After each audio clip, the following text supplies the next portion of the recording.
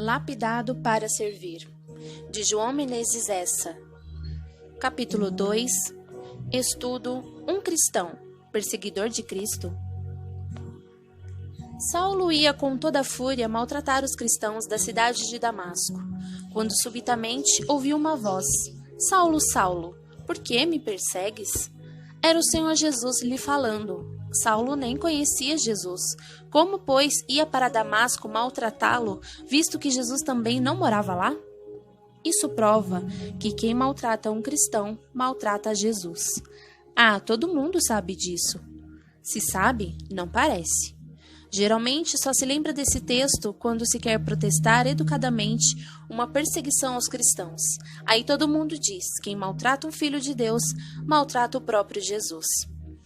Nesse caso, se maltratar um homem de Deus é maltratar a Jesus, por que há tantos religiosos que maltratam o irmão, tanto por palavras quanto por atitudes? Por que nesses momentos se esquecem de que quem maltrata um cristão maltrata o próprio Jesus? Leiamos agora Mateus 25:40. Tudo o que fizeste a um desses pequeninos, a mim fizeste. O Senhor Jesus está dizendo que qualquer coisa que se faça a um filho seu, está fazendo a ele. Quando surge um problema entre dois cristãos, A e B, cada um deles se esquece que o outro representa legalmente o próprio Jesus. Então o cristão A diz que o cristão B é mau e o cristão B diz a mesma coisa. E nessa troca de acusações, lembramos o provérbio popular: cada a sua sardinha. A partir deste momento, ambos se esquecem que quem maltrata um cristão, maltrata o próprio Jesus.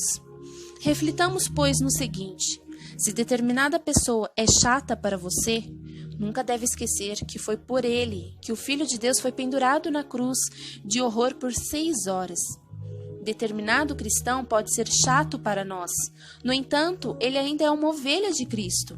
Pois foi isso que Jesus disse a Pedro: apacenta as minhas ovelhas. Jesus não fez distinção entre ovelha boa e ruim.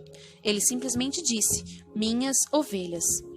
Às vezes, podemos até orar ao Senhor dizendo que determinado irmão é mau, mas imediatamente podemos ouvir do Senhor: ele é mau para você, mas eu dei a minha vida por ele na cruz. E daí? Aonde vamos nos esconder? Na verdade, sabemos que quem maltrata um cristão maltrata Jesus, desde que esse cristão maltratado seja eu. Isso não é curioso? Em Atos 9:5, encontramos uma palavra do Senhor que, se fosse encarada corretamente, ninguém teria nada contra ninguém. Medite bem nesta frase: eu sou Jesus, a quem tu persegues. Não é de espantar o que vemos entre os filhos de Deus hoje, comparado com Atos 9:5?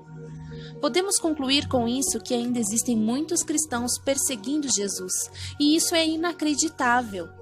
Se nós, cristãos, reconhecêssemos a mensagem de Atos 9:5 e Mateus 25:40, estaríamos sempre ajudando os nossos irmãos quando eles necessitassem de comida, roupa, sapato e coisas afins.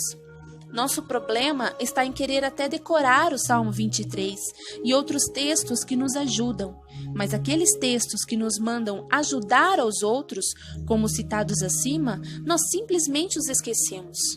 No tribunal de Cristo, 2 Coríntios 5:10, quando estivermos sentados, juntamente com todos os cristãos de todas as épocas, presenciando o julgamento de Cristo aos seus filhos, haveremos de ficar envergonhados quando formos apontados pelo Divino Mestre como avarentos que viram o próprio Cristo com fome, nu e descalço, e nada fizemos. Amemo-nos, pois, uns aos outros, como Cristo nos ensinou. Lapidado.